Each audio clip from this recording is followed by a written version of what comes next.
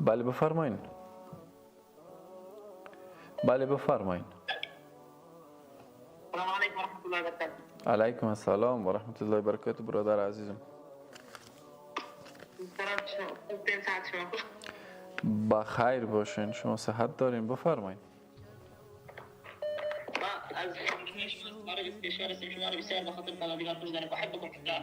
الله متعال شما را با عزت داشته و شما هم شما را برزای الله متعال دوست داریم. در جوانیتان برکت.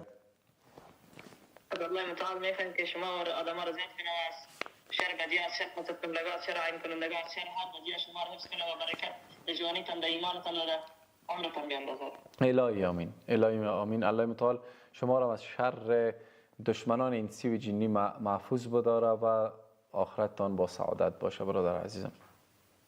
الهی آمین. الهی آمین. پروردگار متعال همه ما را با فردوس اعلی با رسول اکرم صلی الله علیه و آمین. آمین.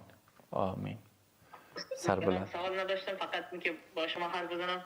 به خاطر زنگ وقت نگرفتم، معذرت میخوایم. الله تعالی شما را حفظ. خواهش میکنم. الله متعال شما را نیز حفظ بفرمایید برادر عزیزم. ممنون از لطف شما.